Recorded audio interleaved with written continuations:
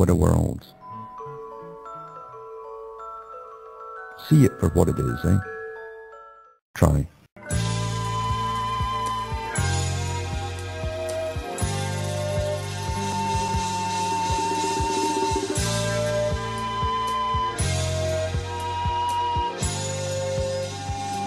Hi folks, I'm Alan Watt and this is Cutting Through the Matrix on November the 23rd, 2014. Now I've mentioned many times that you have to hang on to your sanity as you go through the big agenda. A huge, massive agenda planned an awful long time ago, long before you were born, most of you. And in fact, even your parents and your grandparents for that matter, because cabals of men way back in the 1800s, and even before, some of them in fact, manifested themselves as clubs and organizations. And some of them used empires like the ones in Britain. The Alfred Milner Group, of course, really took over a good part of Africa. They merged eventually with the Cecil Rhodes Group as well, and formed the Royal Institute for International Affairs. And the idea was to take over the world's resources.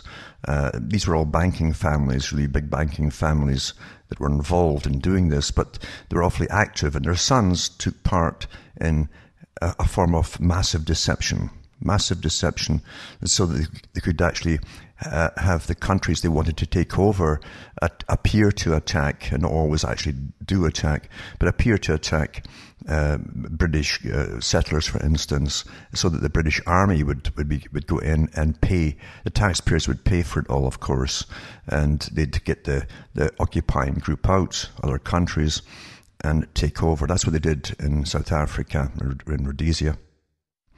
And it's well documented. It's part of history. It's not conspiracy as such. The guys who were involved, obviously, were conspirators at the time, but it's an open conspiracy because a lot of it was published, you see. And H.G. Wells called it all that. It's the open conspiracy in one of his writings. That was a title.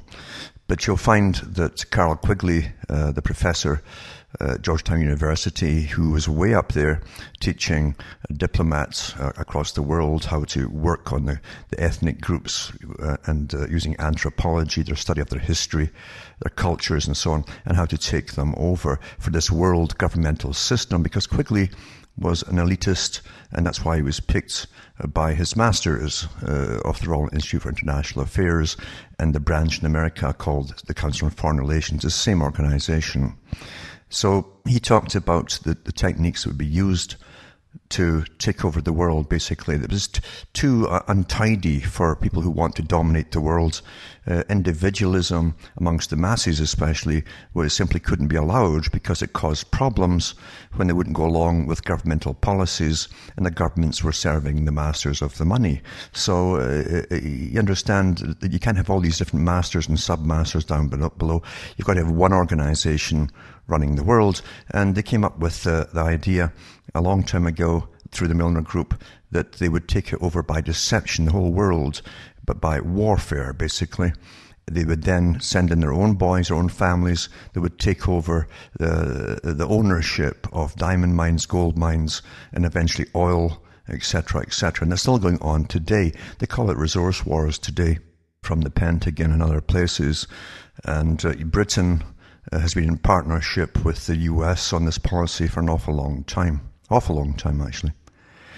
They also hoped that world wars would, and they wrote about this too, that if they had world wars, then countries would be brought to their knees through the loss of life and property, incredible loss of life, etc., and the cost of it all too that would be passed again onto the taxpayer.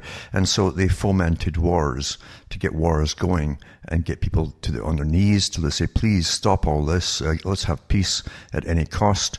And of course the price they wanted at the top, the masters, was to amalgamate whole countries into big trading groups with one system, one political system, all based on the British system.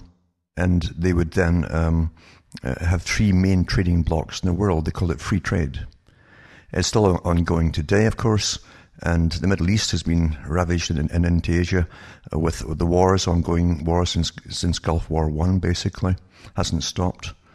And the big boys, and I've read all these articles from the mainstream on the air many times, If you go into the archive section at cuttingthroughthematrix.com, I won't have to repeat it all, but those who've been following this know that the Tony Blair, for instance, had the top leaders of Shell and BP and all the big oil companies attending him before the West invaded Iraq. And they decided then to divvy up the oil production to these big corporations, and America was totally involved as well. The taxpayers of both countries would build brand new refineries to make them more efficient, and we've been doing that, of course, as well. Free trade's awfully good for corporations because you're living in the age, as Quigley said, where the CEOs of corporations would be the new feudal overlords of this new feudal system, and that's what we're in. It uses democracy to get the public to sleepwalk through it all, thinking they have rights and freedoms, as they gradually take all your rights and freedoms away from you into a managed scientific society, or scientifically managed, you might say. That's where we are today. Now, we've all been brainwashed. I'm brainwashed through education, as they constantly rewrite history, for instance, to believe what we're told to believe in our own age for our generation. And it's updated all the time. Things go down the memory hole, as George Orwell said in 1984, his book. And that's where we are today. The articles just disappear as though they'd never happened. And major events that you're suspicious about because they don't get the answers from all the questions you put forward, when the answers you're getting make no sense at all. You can't get details on things. So major events to get conflicts going, or to take all your rights away through anti-terrorism or whatever, or even the world trade, are really written in advance. In fact, your minds are prepared in advance for it, because the movies, through Hollywood, etc., through fiction, you're programmed to expect something to happen. So when it happens, you immediately follow your cues. The cues have been laid out for you to follow, and people do follow them. So we had the haranguing of the Arab countries from the 70s right through to 2001. And immediately before the dust cleared, Kissinger's voice and others, and Brzezinski said, it's Ben Laden that was behind all of this. Just like that, just wonderful, isn't it? How these guys have really good crystal balls. But that's the policy. It's written in stone now, and you really have no rights and freedoms under a form of martial law. They don't want to use the term martial law, but when you have no rights and freedoms, that's what you've got.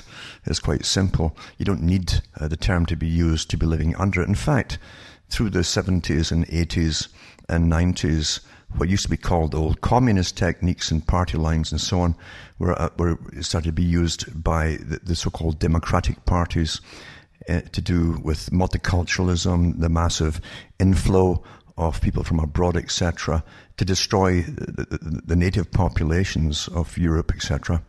And that was also part of the plan of the Royal Institute for International Affairs.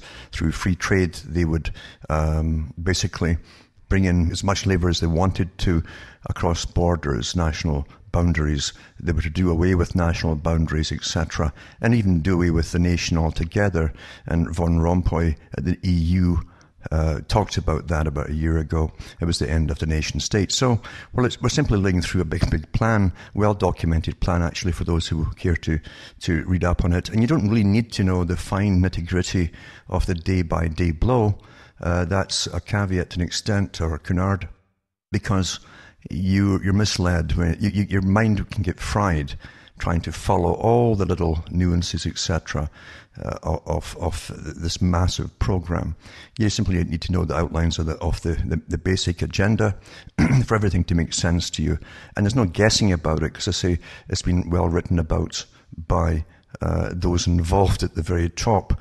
And I've mentioned the different people involved many times. Aldous Huxley talked about it. His brother Julian at UNESCO talked about it even more in depth. But they wanted a scientifically controlled society for our own good, because the average person at the bottom wouldn't evolve anymore. Evolution's a big part of this. The elite said back in the 1800s that they'd achieved their elitism and their status their noble status by special selective breeding, by marrying wealthy people to wealthy people who are successful and holding on to their money for generations. Therefore, they were the natural leaders of the world. Then the banking profession had exactly the same thing. And of course, you have different ethnic groups involved in all this too. And they came to a deal a long time ago that everyone at the top of the tree in every country who had achieved wealth and power were part of a global elite. So you have a big happy family at the top now. But everyone below that are simply defective genes that wouldn't evolve. Once in a while you'd have a throwback of a strange combination where you have someone who was really intelligent, and they would have to be either brought into the fold to work for the system and the agenda, or eliminated, according to Lord Bertrand Russell. He said if we can't bring them in, we'll have to eliminate them. That's the real world in which we live, because they don't want people really communicating the real truth to people in a way they can understand quite simply. It's a dangerous thing. It's like Mao Zedong in China. He said he wasn't afraid of anything, even weapons and so on. He was afraid of a big idea. And that term, the big idea, is what's used by the group who rule at the moment. They'll often call it, it's a big idea. George Bush Sr. called it, this global agenda, a big idea, you see. So these are code words and terms and phrases which they use amongst themselves, but they'll say it to the public who never quite understand what they're on about. Of course, the media participate in this too, and they don't tell you either what they're talking about. So you're left, most voters dismiss it, you see. They've been legally told, but they don't really believe it, because there's no one to explain to them, you better take this seriously, they really mean what they say. Remember, everything which is declared from what appear to be the heads of state and so on in countries, whatever they say something in public is a legal declaration, and that's lawful. You have been told, and you basically go along with everything. You acquiesce and give up your freedoms because you don't question and say, no, I'm not having that. Not for me. You must reclaim your mind. It's yours, after all. It's your birthright to have a mind of your own. And you must reclaim it and have it as your own, even if you don't agree with the policies or even the political correctness is rammed down your throats today. You must keep a hold of your mind, even if you don't voice what you know, because you know you're going to get stoned in one way or another by the mob who have been brainwashed, and they'll turn on you, in fact, if you have any opinions contrary to their own brainwashing. And many of you also look for leaders because you've been trained to always look for leaders. It's also a tribal instinct where you'd elect a chief at certain times of invasion or impending invasion to get you through hard times, things like that. So you see it in all the Hollywood movies where someone's selected in the sci-fi or whatever it happens to be, you're the one. And it's always going to be done by the one, you see. So we're being taught to look always for saviors who do it all for us, and they never seem to materialize. So it doesn't stop you from wishing, of course, because you're trained that way and it's instinctive too. But remember that simply yapping about things or complaining about things or isn't that terrible what they're doing to you isn't going to change anything. You must literally reclaim yourself and reclaim your dignity, and have some dignity too, by the way, because again, that's your birthright. And you have the right to think what you want to think.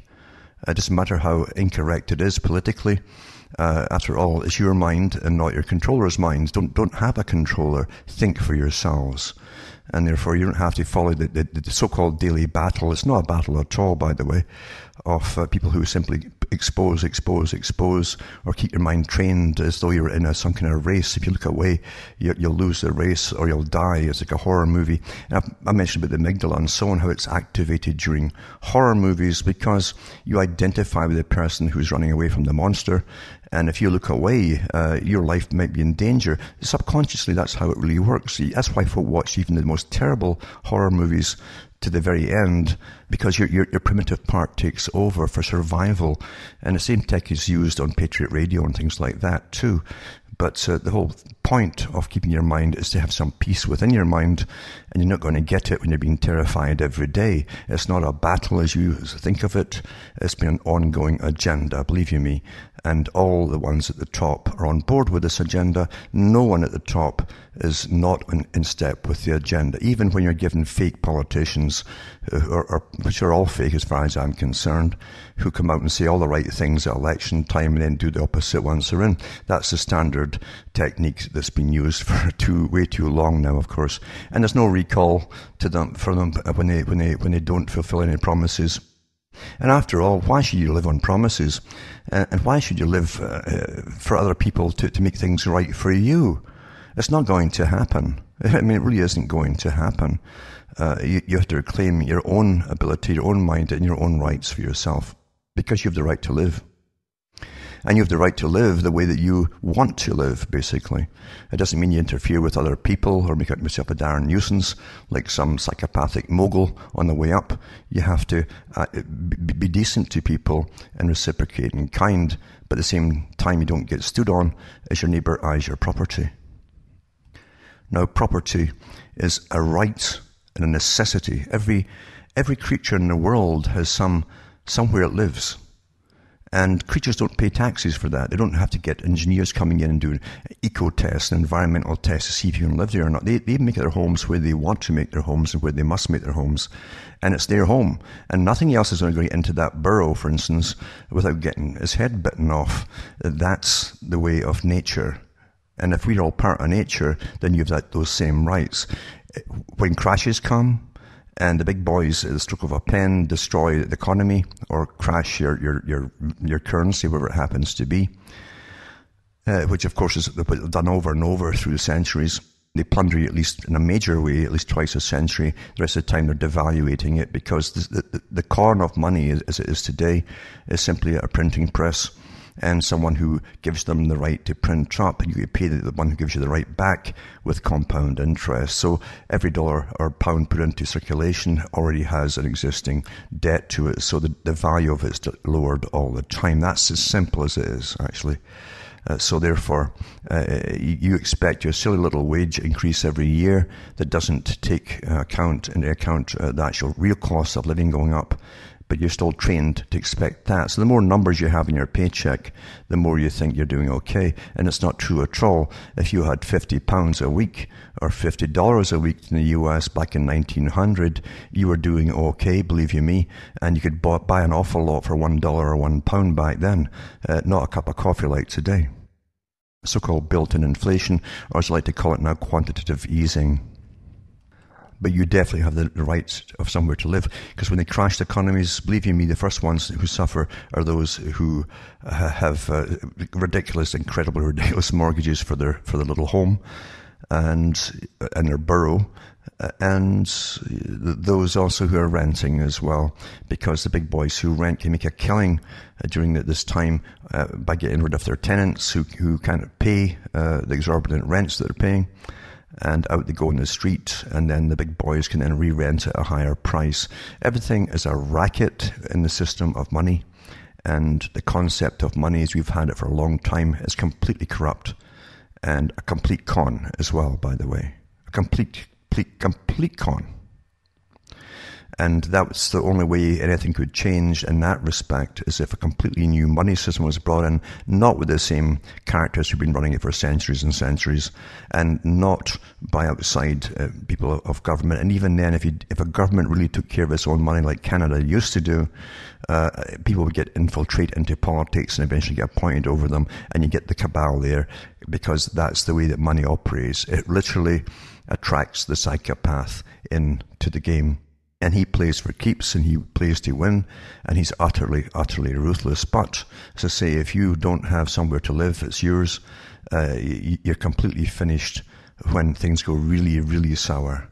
And that will never change in the system unless the system itself somehow, and again, I mean magically, because I really don't believe anything is going to change this system, to be honest with you. The big boys would never allow it. Never allow anything to take away their incredible prosperity from total fraud.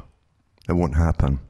But you need somewhere to live. And as I say, a rabbit has more rights than you have. If you put your hand down a rabbit burrow and there's young there, that mum's going to bite your hand off, believe you me. That's the way things are.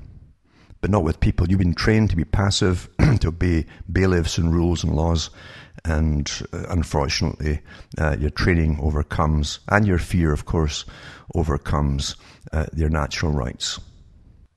Now, getting back to this whole idea of free trade, the idea goes way back in Britain to days of John Dee.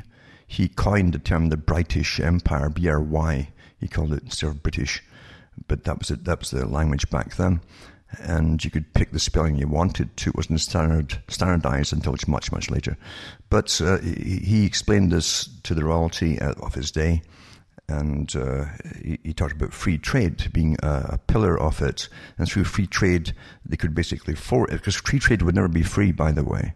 It was for those who already had power and wealth, incredible power and wealth. And therefore, he said that eventually they could put the same political system across the world. Very interesting, in fact, very interesting concept. And because they gradually merge with it. Another way to do it, he mentioned, and this was elaborated on by Quigley through free trade through the British Empire of that day, was and through the Cecil Rhodes Foundation and the Alfred Milner Group. These are all banking boys and the sons of banking boys like Curtis, etc. And they said too, is through subterfuge, take over countries, dominate them through the military, put in your system of what would be called eventually democracy. And remember, the idea of democracy is relatively new, by the way. The young Winston Churchill mocked this idea of democracy. But anyway, they all use the term democracy when they want to go and invade, because they're going to free people, you see. Everything's double speak, very Orwellian. And they would take over the resources. They'd establish the same system of bureaucracy, primarily bureaucracy, by the way. Because, you see, you don't elect bureaucrats. They're in for life. They're in to suit themselves and follow the rules that'll make them get up the ladder, help them up the ladder, and make sure their income goes up and up and up, and they could have more power. Adolf Hitler said the same thing. He said that they didn't have to bother about other political parties in the early days. He said, we need the bureaucrats on our side. That's what you need. Absolutely. Because those in charge of governmental departments, once they're told what the agenda is, they'll work their whole lives towards it, and all the staff underneath them. It's quite simple. And that's how it is today. Every bureaucrats in the federal governments of the world are on board pretty well with this global agenda, because it's going to serve them awfully well, already has, by the way, and make sure that their jobs are very secure, because now they make themselves more important and more necessary to get this global agenda through, and they work tirelessly towards it. Plus, so many of them belong to the big groups, the private groups of the Council on Foreign Relations, Royal Institute for International Affairs, Cecil Rhodes Foundation, and so on, and they've had scholarships early on and picked by these big foundations to go into the bureaucratic positions. The doors are opened and they're put in there. That's been going on for well over a century. Now, to take the world over and rule it in this new scientific fashion on behalf of those who decided long ago that they were the natural Darwinian elite, then you have to have an agenda which encompasses everything in human nature and human life and existence. That's your minds, that's what you do and work at and so on. Do all of that, how you interact with other people, how you'll behave with other people, and hence your indoctrination into political correctness is all the changes that are put forward come in to actuality. So you're living through a massive time of change. It's called the age of change, a century of change, actually, this 21st century. And it was called that in the last century by high levels of academia, working in sociology departments, etc., for the big boys who gave them all the grants and put them in there in the first place as professors. So everything has been covered, basically, including the outlets for those who think they're resisting. There's many caveats out there again, and people who you might follow, but in reality nothing is being done by them at all, except they're raking in a lot of money, because every sector has been covered here. Every sector has been covered. I'm not saying just give up. I'm saying this is how it really is, folks. That's the hard news. You're waking up into a system. Hopefully you're waking up into a system which is completely established already. And those around you who are not waking up, as I say, or clued in, have had perfect indoctrination, which has worked with them better than it has worked on perhaps you. So that's how the system really, really is. Individualism is the main enemy. It must be eradicated, and that's the whole purpose of things today. Groupthink. Groupthink is in from the schools onwards, as you all sit in a group, and you must all vote on certain understandings of things and agree about the understandings, the authorized understandings, to get pass marks. And that carries on through your whole life now, as those people around you who are brainwashed will turn on you if you say something that doesn't make any sense at all, because double think comes in to understanding. Double think is a term meaning you can hold two completely opposing views in your head on the same topic at the same time, and that's where, again, from George Orwell's 1984. Now, another big part of this agenda was also the grand finale of the banking system, because remember, the Royal Institute for International Affairs was formed from the Alfred Milner Group. They're all the top bankers in the City of London and New York, etc. And because the CFR is simply a branch of the same group for America. They couldn't call it royal. It wouldn't go down well in America in those days. Now I don't really know. I don't think they care much. But back then they couldn't use royal, so they called it Council on Foreign Relations. So we're going through a massive agenda. It's been going on for generations now, and they have the public really where they want them, where they don't complain too much about big things that are happening. They don't know how to organize properly. If they do organize, they're infiltrated and taken over pretty well immediately. And definitely demonized always, so therefore they can't really have any. Some of them even become mainstream as they're given a go-ahead as to push things in a certain direction that are harmless to those in power and control. So eventually the entire world's money supply was to be ruled by the same bunches to take over all the countries and amalgamate trading blocks that used to consist of many independent nations. And that's what we're living through today. Far Eastern Pacific Rim block, and that encompasses Australia, New Zealand, China, and a lot of other places. And of course, the whole of Europe amalgamated under one major political parliament system, and the North American Union for the continent of the Americas. So, and that encompasses too other countries in the Caribbean, etc. too. So, free trade, free flow of goods, which is only for keeping people out, of course, unless you're a member of the club. It's not for everybody. If you try to get your little company to export things, they'll hammer you tooth and nail and tax you like blazes. But for the big boys themselves, it's a way of keeping everybody else out to eliminate competition. That's really what it's about. Everything is done by deception, and that's what it means. And a World Trade Organization was set up, another private organization which was set up by the Council on Foreign Relations, Royal Institute for International Affairs, same group. They set up the Bank for International Settlements in Switzerland. That is the big power today.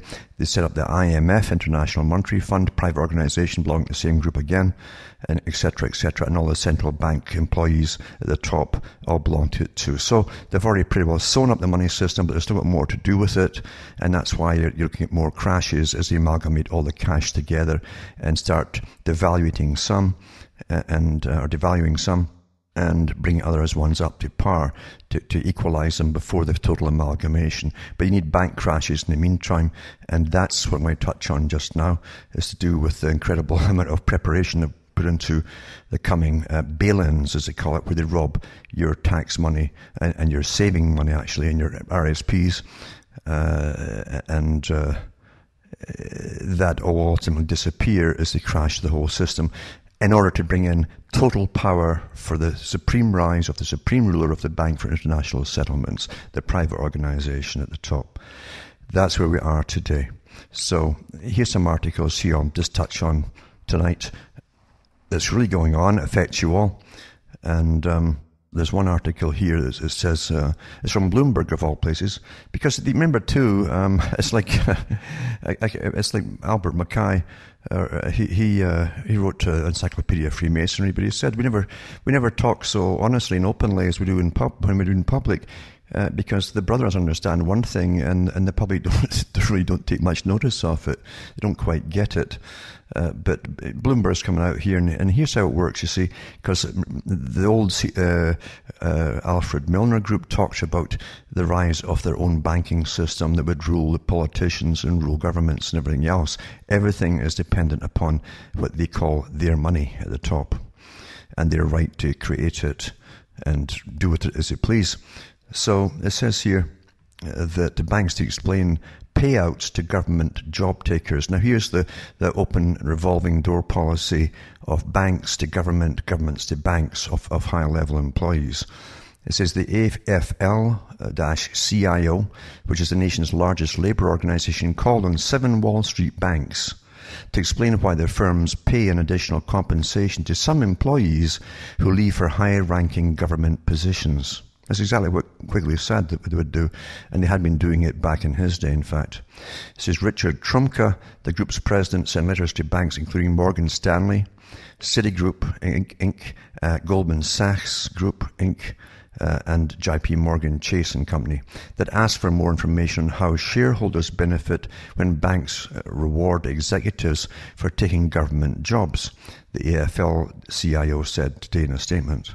The deal is a golden parachute for entering the public sector, Trumka said, and the letters, copies of which were posted online. The AFL-CIO said it owns stock in all the banks and would consider submitting shareholder proposals at the firm's annual meetings if it didn't receive responses. Unless the position of these companies is that this is just a backdoor way to pay off a newly minted government official to act in Wall Street's private interest rather than the public interest, it's very difficult to see how these policies promote long-term shareholder value. Heather Slavkin-Corso, who runs Labour's Group Investment Office, said in a statement. And it goes on to say that the AFL-CIO became interested in the issue after examining regulatory filings providing compensation details, Corso said in a phone interview. We know that there are folks out there who have these provisions in their contracts, she said, declining to provide names. No, they won't tell you the names of them because, you see, they're powerful people, although you've often never heard their names, high-level bureaucrats who go straight into Wall Street. And down the road, they go back from Wall Street into politics again, or bureaucracy again. And it says some bankers' contracts allow for stock awards, including restricted shares, to vest immediately or other incentives to be paid if they accept a high-level U.S. government position. U.S. Treasury Secretary Jack Lew was asked at his Senate confirmation hearing about such a clause in his contract with Citigroup, where he worked as an investment banker before returning to government employment, according to a transcript. Trumka also wrote to Bank of America Corp., Wells Fargo Co. and Lazard Limited. A spokesman for Morgan Stanley didn't immediately respond to requests for comment, while spokesmen for the other banks declined to comment. They could all do it in unison, all get in touch with each other and say, what have you said? Well, we said nothing, so that's what they do. It says some Democratic members of Congress have expressed reservations about Wall Street executives filling government positions. U.S. Senators Elizabeth Warren of Massachusetts, Dick Durbin of Illinois, and Chuck Grassley of Iowa have said they'll oppose the Biden administration's nomination of Lazard investment banker Antonio Weiss to be Treasury's top domestic finance official, you see. And it also goes on to say tax inversions. Warren, in an article published yesterday on the Huffington Post website, questioned Weiss's fitness for the post, saying he lacked experience and background to do the job. Durbin and Warren also have concerns about Lazard's role in several tax inversion deals in which companies reduced their U.S. tax bills by moving their addresses overseas. People familiar with their views have said, well, nothing's going to happen here, folks, because, you see, no matter what you find out about the big boys at the top and their operations and how they work, they're all powerful. They're completely all powerful, and nothing will happen about it. Apart from that, the congressional members and senators now can legally do insider trading because they know about all the governmental deals and they can invest in stocks and so on of companies that have got contracts with the military or ones coming up. So they've made it legal for them to do it, but it's illegal for you to do it. So they're not going to complain about this. They can't actually complain about it. They're all bought and paid for. Now, this other article is awfully interesting and important because it says, and this is from The Economist, new rules hemming in banks will make it easier to let them fail with luck. Now, it used to be bailouts, where they use your tax money to bail out their big corporate pals, their feudal overlords, of course, as quickly said. And the new term is to use bail-ins, where they simply rob your money in the bank, but they must pay their shareholders. It's different. The shareholders are different because they made it worldwide policy in every country that they must be cushioned and taken care of before anybody else. So, but those who simply deposit money in the bank will have it stolen because they're not shareholders. The depositors. It's all semantics, really, but that's how that's how the legal system works. But it says, when big banks totter, taxpayers usually foot the bill. Given the chaos that would follow an outright failure, bank runs, frozen payment systems, and so on, bailouts have long been the least bad option for governments. That might end under plans unveiled November 10th by the Financial Stability Board, a group of international regulators that should make it easier for banks to fail without recourse to the public purse. These organizations, by the way, are all set up by the Royal Institute for International Affairs, the same guys that literally drafted up themselves for the amalgamation of the European countries into one system, and the same guys who openly said in Canada, the Council on Foreign Relations, that they drafted up the ones that were signed into law for the amalgamation of the Americas, Canada, the States, Mexico, and all the Latin American countries. This is amazing, all private organizations. They sound very official, don't they? And the proposed new rule, the biggest banks will have to hold buffers or total loss absorbing capacity equivalent to 16 to 20% of their assets, which is the loans and investments they make, vastly more than in the run-up to 2007. The bigger cushioning comes in two main forms. First, banks must hold more equity, the money shareholders put into the business relative to their assets. Second, bondholders who put up much of the money banks go on to lend will now be expected to shoulder losses after shareholders are wiped out. So, there you go. And it says the principle of bailing in creditors is welcome. Though in theory, many of them should have been hit in 2007 and 2009. But they always have that. They always save their own investors. In 2007 and 2009, in practice, imposing losses on them proved legally difficult and so seemed foolhardy to attempt in the midst of a crisis. Amazing, really. You think about it. A bank is a private business. And so those who invest in that bank should take the loss like any private business, but no, they pass it on to the general public through their gophers, the politicians. So, as it goes on to say, now bonds are counted towards TLAC only if they explicitly bear losses when things go wrong. On one such instrument known as contingent convertible bonds, or COCOs, I guess that's for the nuts, is counted as debt in good times but automatically turns into equity if capital ratios drop below a certain level. The TLAC rule, which comes into force in 2019, will apply only to 27 systemically important global banks such as the HSBC and Citigroup. Smaller lenders are exempted, as are the bigger ones in emerging markets, but they're widely expected to face similar rules soon. Actually, they've already signed agreements for 2015, for those who don't know it.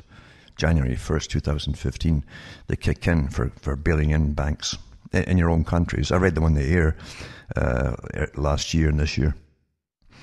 Mark Carney, who was the guy who ran the Bank for Canada, although it's not really a bank as such, it's really a group of politicians that make deals with the private lenders. That's the new bank. The old one was a real bank. Anyways, Carney, the governor of the Bank of England, that's where they moved them to because they just rotate them around because he's their man, sort of thing, who also chairs the FSB, the Financial Stability Board. It's amazing who put them in. Has made clear TLAC is not designed to prevent individual banks going out of business. They must limit the potential reverberations, making a bank failure more akin to that of an airline or car maker, say painful, complicated, but ultimately not a threat to the wider economy. Really, the economy, never mind you, the public. That in turn should remove the implicit subsidy big banks have unfairly enjoyed. Because creditors have long assumed the banks were too big to fail, they also assumed they would be repaid even if things turned sour. The upshot was that the big banks borrowed at rates that were in effect subsidized by taxpayers. For those who didn't know that. We pay for everything. All big corporations get corporate welfare from us. We pay it all. Removing that subsidy will dent banks' profits, and rightly so. The TLAC proposal pushed in the same direction as 4 previous initiatives designed to make big banks sturdier. It says bankers complain of a Rubik's Cube of rules. Improve one ratio and you may find that another one deteriorates. They also fret that all this new rulemaking is scaring away the investors whose money is needed to raise capital to the required level. In theory, the TLAC should be the last big global rule on capital, but regulators are still busy devising a system to ensure banks can be resolved or wound down should they go bust. That's what they're saying here. So it's quite interesting going through the spiels we're given about what they're doing just to make sure that it's harder for them to fail, basically, which is not at all. It's making it easier for them to steal all your money. That's really what this whole lot's about, folks, and to devalue your money. You understand, when they bring in new currencies and things, and they always devalue your money by at least half, meaning the purchasing power of that pound or dollar, or whatever it happens to be. So it says, whether too big to fail is indeed over will only become clear during the next crisis. So they know it's coming, folks. That's what it's all about. It's agenda, you see, to make sure that one group, the same group, the Royal Institute for International Affairs, rules the entire money system through their Bank of International Settlements of the entire planet. That's what it's about. Imposing losses on investors such as pension funds or small-time punters is politically tricky. Recent bank failure in Portugal, Espírito Santo, resulted in a state-backed rescue which spared many bondholders. Hopefully the next time will be different. That's the bondholders, not the depositors. And this other article is awfully good, and it's from Reuters, and it says October 24th, London. European banks could be forced to sell billions of euros of subordinated debt or completely reshape their corporate structure if the global regulators go ahead with new rules seeking to stop big banks too big to fail. According to the most pessimistic estimates, the European banking sector as a whole could raise as much as 1 trillion of subordinated debt to meet new standards for total loss absorption capacity, or the TLAC, that the Financial Stability Board is set to agree in November. That's happening right now, folks, for those who are missing what's really going on. The FSB is an international body, because it belongs to the Royal Institute for International Affairs, Council on Foreign Relations group, that brings together the work of national financial authorities and wants banks to hold an additional safety buffer equivalent to 16 to 20% of their risk-weighted assets. This potential supply comes on top of the up to 600 billion European banks need to raise to meet the already demanding minimum capital requirements set by the Basel Committee, and competing the supply. It says here, competing supply from banks in other regions that will have to meet the same regulations or requirements. If you were to add the numbers today for the global systemically important banks, this is what they're calling them. You can't keep up with all these things. GSIBs, they call them in Europe. They are 500 billion, I guess that's euros, short of TLAC in the right form or in the right place, said Simon McGeary, head of the new products core at Citigroup. The problem for many European banks is that they have senior, but it tends to be at the opening company. Analysts at the BNP Paribas said in a recently published note that they expect additional requirements to be met with a mix of Tier 2 debt, holdco senior debt, and reduction of risk-weighted assets. They estimate that for the European sector as a whole, that is for the GSIBs and smaller institutions, the TLAC could mean 1 trillion, I guess that's euros again, of subordinated issuance. So, where money becomes complicated, I mean, adding up things and subtracting them is not difficult to do. When they make it supposedly into a science of economics, it means you're con folk. When it's made simple, is made into some kind of science with all fancy terms and names and so on, and lots of wonderful theories which are guesses, and they're taught as fact, then there's a con going on. And money's always been a con. Because you see, those at the very top make money off you. All labour really produces what they call money. It's all labour. But those who deal with the money make more money than the ones who labour and actually create things at the bottom. That's the facts. Very simple, isn't it? And this article here, too, from the Financial Stability Board, the private organisation, it belongs to the same bunch. It's only one group running the world, in the front positions, that is. It says the 14th of November 2014. It says FSB reports to G20 Brisbane Summit on progress in financial regulatory reforms for Australia. The FSB published a letter from the FSB chair, a review of the structure of the FSB representation, a shadow banking progress report, and an overview progress report. These links I'm going to put up tonight, by the way, for those who really care about what's happening, because this is the cons as they all maneuver together under their big pyramidal system to bring the money under total control of those who basically have ruled it by separate family members across the world for a long time, now into one official system, you see. And it says 13th November 2014, the FSB published standards and processes for global securities financing data collection and aggregation.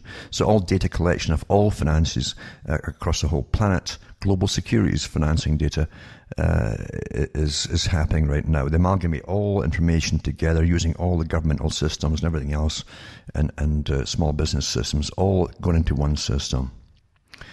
And then it says that in 2014, 12th November, the FSB publishes an update on the effects of reforms on emerging market and developing economies. And that's called EMDES. So what they're doing, in other words, is it's all to do with the developing economies. We pay for the developing economies. And what we do is we give them huge, massive grants from the overseas development corporations that are private organizations tacked into your government from the United Nations, which again was set up by the Royal Institute for International Affairs, same bunch again, Council on Foreign Relations. So they've got it all sewn up, basically. But for emerging nations, as they call them, third world countries, we pay for, again, more factories to get moved into and rebuild brand new ones for the big international corporations that already run all factories across the world. It's quite interesting, really. Boring too, but it's interesting to know what's going on.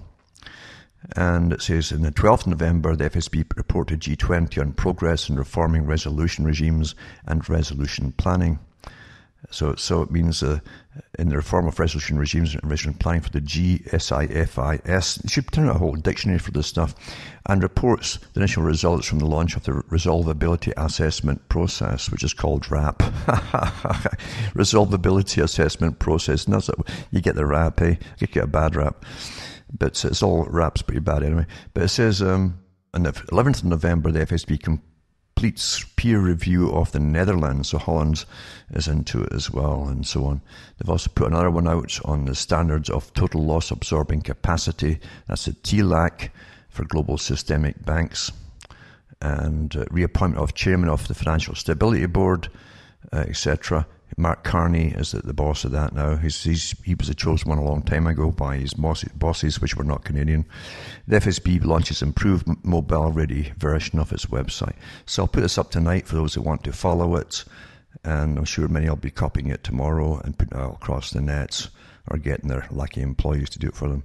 But anyway, that's the money system, because that's the big one to be used at the end, according to Quigley, to have total power over the whole globe and every person in the world, basically.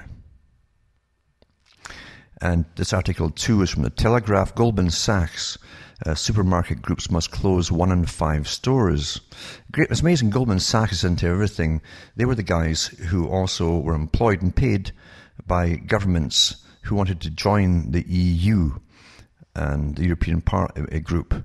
And Greece employed them for it, and then Goldman Sachs overlooked certain things deliberately and got Greece into it and set them up to fail in the first place. But they got paid anyway. And Goldman Sachs Group, believe you me, is the chosen front of the big international banking groups and families, because they also own, you'd be surprised that they actually own the military-industrial complex in the US and Britain and elsewhere, through their various groups and companies which they own. And they actually own them. But here they're doing the studies for stores now, the big supermarket chains. It says store closures are only a viable solution for Tesco, as in Britain, Sainsbury's and Morrison's, say analysts. And It says Britain's biggest supermarket groups must close 1 in 5 shops in order to turn around their performance, the analysts at Goldman Sachs have warned. In a damning report in the grocery industry, the Goldman analysis, I almost said anarchist there, but says analysts said closing stores is the only viable solution if the major food retailers are to grow profits again. Well, the reason they're not growing profits is because there already are chains owned by the big boys, and they're gouging the public beyond belief today. And the last couple of years, in fact, the prices have just soared, again with quantitative easing, thanks to the global agenda, meaning inflation and devaluation of your currency. The purchasing power of your currency is down, so you need about $2 for the same thing it costs $1. And basically that's a simple way of putting it. The comments came after Waitrose boss Mark Price told the Telegraph that the big four supermarkets could be forced to start closing shops as the industry faces its biggest transformation since the 1950s. Now, they should still have the mom and pop ones and the family-run businesses and all the greengrocers and so on. If they had all that, the competition would keep prices low, you had better quality and so on. Instead, this gunk they call food today, which is mainly chemicals, prepackaged and so on, and prepared. And the cons to do with vegetables were such incredibly so overpriced, not by the farmer, but by all the middlemen, of course, that belong to these big organizations, the purchasers. The cons to keep them looking green in the store with spraying them with chemicals early in the morning before the public get in. It's just astonishing, folks, what you're eating. And it's all been approved by your government, so...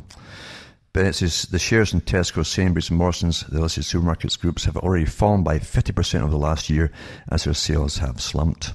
Well, there you go. Now, the US is interesting. Again, Jack Lew, the guy who, from Wall Street to government and back and forth. And Jack Lew named Treasury Secretary by the US Senate. And so the budget expert Jack Lew is to be the next Treasury Secretary after the Senate voted 71 and 26 in favour of his nomination. And so this confirmed he was the Secretary, affirming Barack Obama's choice of a budget expert at a time when Congress at the White House are at odds over sharp government spending cuts, except for people like Obama's wife now, who's all over the planet on her special planes and stuff, buying stuff. But the Senate voted 71 to 26 to support the nomination. You know, Alexander Hamilton gets a bad rap in the US history because he had a different view of things than Jefferson and others. He actually applauded, unfortunately, the great conquerors of the past who made the changes. You see, that the man who did it, and so on. But he did make some interesting comments too when the US was deciding did they want a king or whatever they wanted, or what kind of system they're going to bring in. And he said, do you really want people to have votes and so on in big government? He says, if you have kings and queens, then you might have a decent one every 3 families or so, 3 generations. But with government employees and their families, now you've got thousands of them who want to live like royalty off of the public. Well, he made an awfully good comment on that, and I thought it was really good. And it's awfully true today, isn't it? Because they want to live like kings and queens, all of them. But the money they're raking in, I mean, they pretty well are. They've got all these cushions there, so they don't hit the street, believe you me. They've got jobs for life, and they're doing awfully well off of you. As I say, those who handle and manage you and your cash live way better than you that actually make things at the bottom. So it says, Lew takes over just before automatic spending cuts are set to take effect. He is likely to take part in any negotiations to reverse the cuts in key budget talks next month to continue funding the government. Why is any government borrowing money to start with, folks? You think about it. Yeah. And through the free trade deals, as they stop importing import taxes for incoming products from overseas and things like that, that difference has been made up by you, the personal domestic taxpayer, because they ain't going to take those losses. You see, that's all negotiated into these deals. Well, we'll just pass it on to the taxpayer what we're losing from import duties. It says Lew began his government service in 1980 as an aide to House Speaker Tip O'Neill. He has also served 2 stints at White House Budget Director as that. So, there you go. But do you think Obama picked him? Of course he didn't. It says, is Obama's beast too far for Brisbane? And this is from the Daily Mail online. The president's people. I don't know if you realise that just like kings and queens, you see, and now you've got thousands of them to support and make them live well. But the president's people, these are the groups who go round before kings and queens and so on to make sure that the route they take is all scenic and nice. During World War II, Adolf Hitler's group, when he lived in the bunker, if any little trips he took for any of the staff who were in the bunker with him, trips outside, they would pick streets that weren't bombed and so on, so they look kind of nice and neat and tidy, etc. But that's not just it. I mean, where do you think Adolf Hitler got the idea from? The kings and queens down through history have always done the same thing. I can remember when there was a scandal a long time ago in Scotland, and it was at the I read about it many years later, but it was at the new university they set up in Stirling, and the Queen was to open it, I believe. And they hired people to do all the gardens and everything and so on, and many thousands and thousands and thousands of pounds were paid by the taxpayers always to put all selected plants and herbs and things from all over the world in this garden. And the Queen's people who go around in advance of all the routes said the Queen doesn't like this colour and that colour, and so started to uproot and throw away all of these imported heathers and everything from across the world. So you talk about the decadence. And we see the richer folk get at the top, especially those who think they're ruling. The decadence that they're into is astronomical, and to them it's a little whim. It's no major thing in it because they're not paying for any of it. And then that they paint for the Queen coming to Stirling, that they paint the whole railway station and all the railroad stations that a special coach went through on the way to Stirling, and even cover up the ladies and gentlemen's toilet signs. It was unseemly. It may offend her little eyeballs, things like that. Well, it's no different from the president's people, and this is articles about that in Australia, who went to Australia. It says, so the beast too fast for Brisbane, and it says, the president's people requested demolition of city roundabout, that's for the roads, so his beefed up Cadillac doesn't have to slow down at the G20. I'll just pass it on to the taxpayer, eh? It says, ahead of the G20 summit this weekend in Australia, Barack Obama's delegation made a request to have a major roundabout in Brisbane demolished. Just like that. To hell with the public that they're being inconvenienced and all the rest of it. Eh? They have to build it back up afterwards. It says the reason, so his enormous presidential car called the Beast will not have to slow down outside the University of Queensland, where the US president is due to give a speech on Saturday. And of course his speech is written by somebody else. These guys are just front men, folks. They're awfully well rewarded, though. They'll put anything through they're told to put through. Anyway, it says, however, Queensland authorities apparently rejected the request to demolish and reconstruct a roundabout outside the University's St. Lucia campus, the Australian newspaper reported. So I'll put this up tonight as well. And then this article too, from Zero Hedge, it says, it's with sadness and regret and sadness we announce the death of Money on November 16th, 2014 in Brisbane, Australia.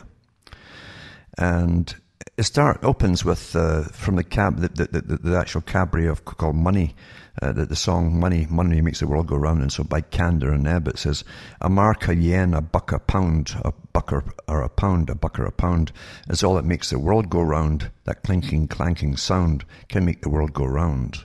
For those who haven't seen it, In the musical cabaret, Sally Bowles and the MC sing about money from the perspective of those witnessing its collapse in value in real terms in the great German hyperinflation of 1923. Less than a decade later, and a continent away, a young lawyer from Youngstown, Ohio, noted on July 25th, 1932, how money's value could also fall in nominal terms. Okay, he's just noticed, eh? It says, a considerable traffic has grown up in Youngstown in purchase and sales at a discount of passbooks on the Dollar Bank, City Trust and Home Savings Bank. Prices vary from 60 to 70% cash. All of these banks are now open but are not paying out funds. So now cash in the hand was worth more than money you deposit in the banks. The same old story, you see.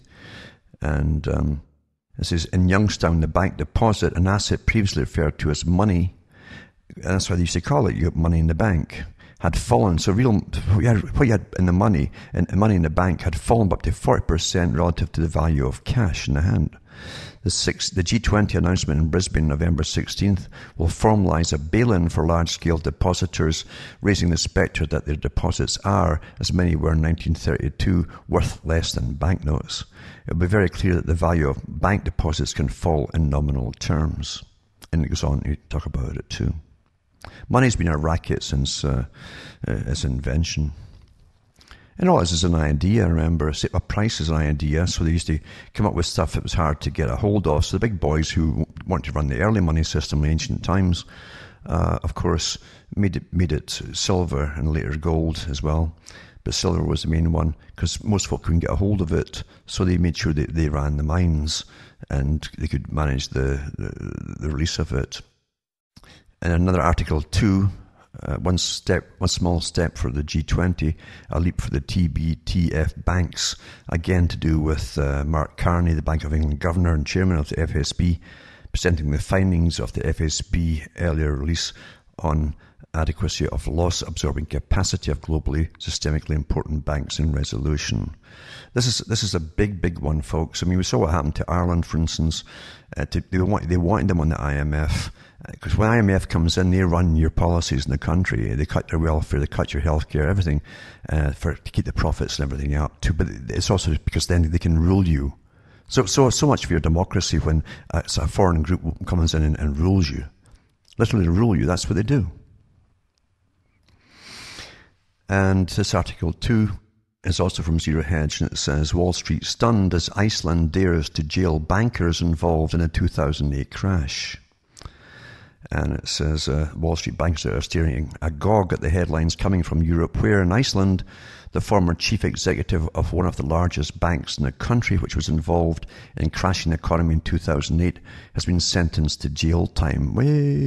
As Value Walk reports, in receiving a 1-year prison sentence, that's awfully cheap though, 1 year, Sigurjón Arnarsson officially became the first bank executive to be convicted of manipulating the bank stock prices and deceiving investors. Well, they all do that. I mean, they've always done that.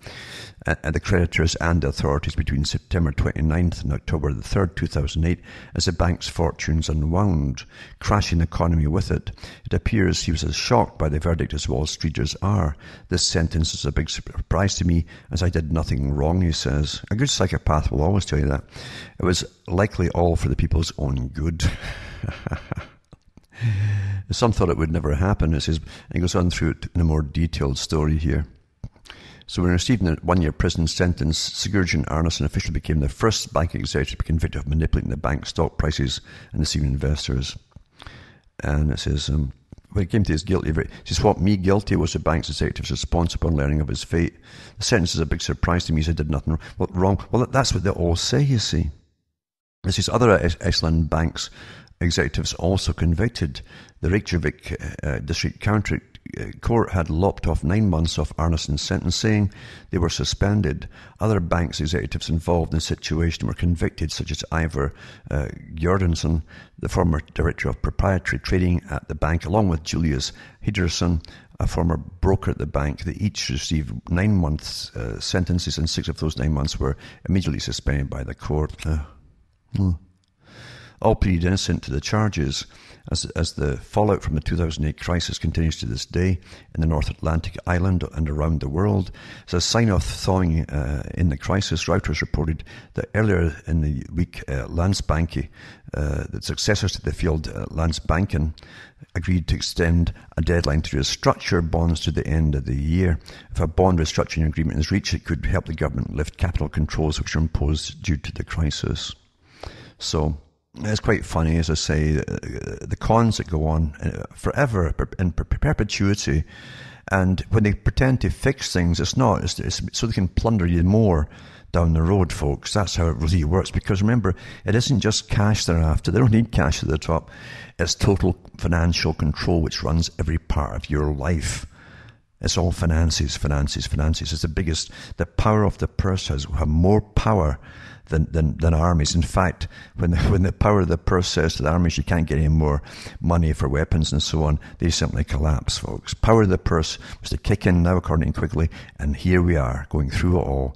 And it's all been readied for us too, under the guise of protecting you from further crisis, etc., etc., etc. Isn't it amazing? But is it really? Is it? You see, those who want power, the psychopathic types, and believe me, you can get a lot of inbred psychopaths in these wealthy families. They literally, they're not stupid people. Don't think that for a minute, that they're stupid. But they also employ awfully good, intelligent people, well trained to deceive you beneath them, who also have kind of psychopathic traits. And they've always been in the business of plundering economies, monopolizing markets on trade and everything else for themselves, cutting off materials for other companies that are not part of their takeover groups, and then the companies go belly up because they can't get the parts for it, so or the material or whatever. This is a standard operating system. You'll hear folk who are even in certain other industries, including information, talking about, well, the big fish eat the small fish because they're in the business to wipe out everybody else. That's unfortunately the way the system works. And you'll always have these kind of characters. And when you have amalgamations of these characters working together, it's how can they really fail? You understand? How can they fail when they're all working together for the same ends and have covered every part of society, civilization as we call it, and your way of life and everything else? It's all encompassing their big war on the public, because you see, you can't be trusted, they say. And you cause problems because you won't go along with big agendas, and you won't keep forking up your income so that they can take the money off you for the big international corporations to supposedly keep the peace, etc., etc., etc. Tyranny never comes out and says, yeah, we're tyrants. They did in ancient Rome, because tyrant wasn't a bad name at that time. It was something that was necessary every so often when corruption had a particular zenith. And but today a tyrant has a different meaning, and tyrants will always come in and say it's for the good of all, etc., etc., etc. And they use, again, linguists, neuroscientists, psychologists, behaviorists, and all of these people to educate you, meaning indoctrinate you and brainwash you into accepting everything, and even preparing you for it all too, including all your politically correct updates to their big branch too of fiction, the fiction creators who also call themselves the cultural leaders in Hollywood, etc. All works together, as Plato said, music industry, dramas, which were plays back then in Plato's day. Today it's movies and so on. And you're persuaded far more easily through emotion in what you watch than actual reality itself. It's awfully well done. Well, I hope you're all surviving, folks, and I'm sure you're all noticing the weather, because it's time you notice the weather. You see, the big boys at work make sure that everybody notices the weather is kind of weird, as you have deep freezes in this part of Ontario for weeks now, and then you have this sudden thaw, which used to come in January. It was normal then, called the January thaw. But now they're giving you a bit early to make sure you notice it. After dumping lots of snow, they want flooding in certain areas until you folks say, hey, something's wrong. And then they'll demand from the government through it's like these spokespeople, government, do something. And they'll say, yeah, well, you're causing all this weird weather, and you're going to pay amazing carbon taxes and energy taxes and so on, because all your money is to be taken away from you in this age of austerity, meaning plunder, and bring you down to poverty. And, that's just the real way it is, folks. I don't bring you bad news. I just tell you the way it is. That's all. It's up to you how you handle news, and it's up to you what you want to do for yourself. And the first thing, as I say, is reclaim your mind. If you don't have your mind, then you got nothing. You got literally nothing. If you're full of someone else's ideas, or they're telling you what to do about it, you're being fooled again. And someone's fooling you generally for massive profit. Think for yourselves. That's an incredible goal, thinking for yourself. And when you do think for yourself, you're much happier, because nothing surprises you. You know what's going along. You know all the cons that are getting played. And your mind is prepared for things down the road. That's really how it is. There's so much to this. That's many, many talks in itself. But I hope you're getting something out of this and not panicking like crazy, because I'm not in the business of terrifying the life out of you and then telling you what to do. so that I would get awfully rich. By the way, mentioning money, for those who enjoy what you're hearing, and for those I wish they would, who have grabbed the material and ran with it and published stuff and so on from it all, it'd be nice to get an occasional donation just to help me take over, because I just take over.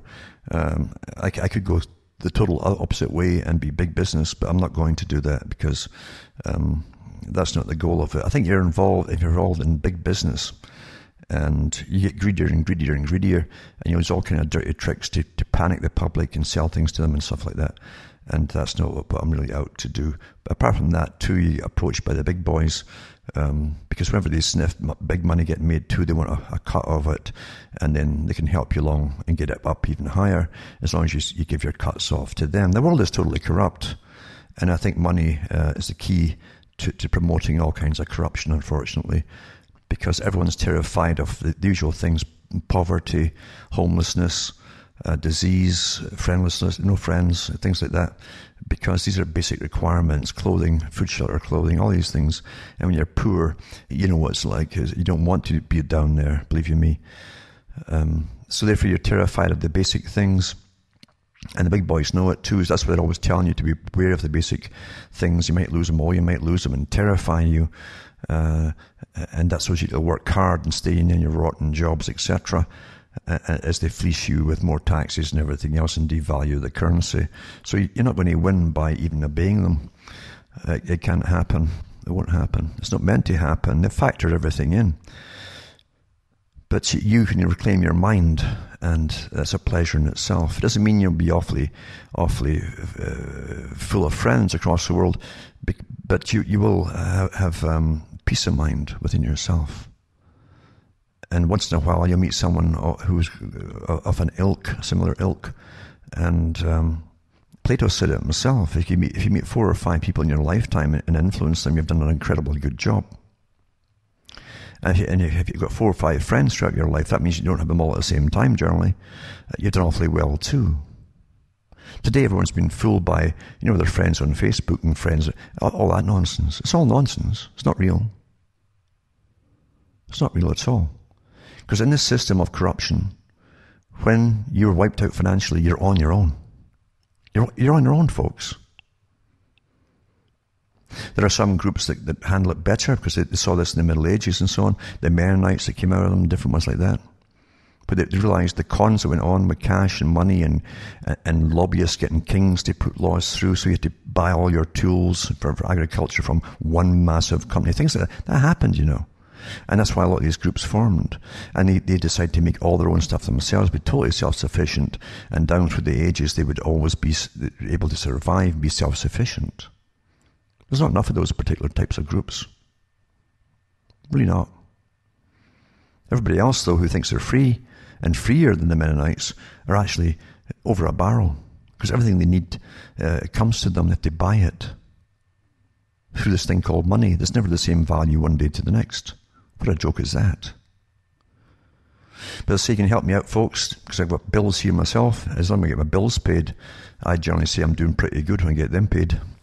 And you can help me tick along, hopefully, because I've got all these sites to pay for. I've got a vehicle that, as you well know, what's happened with the transmission. And I've also got pump problems with the well, etc. All these different problems coming down. Plus, I've got bills to pay like you all do. And I don't have probably as many types of bills, because I don't have cell phones and all these kind of things. And I'm not buying apps and all that kind of stuff either. I'm down to bare essentials almost. And that's a good way to be as well, by the way. So I hope you're all doing well and surviving, and I hope you will think for yourselves. Don't just parrot me or someone else. Think for yourself. I can show you the ways to do things, but it's up to you to think for yourself. Reclaim yourself. It's your birthright. From Hamish myself from Ontario, Canada, it's good night. May your God or your gods go with you.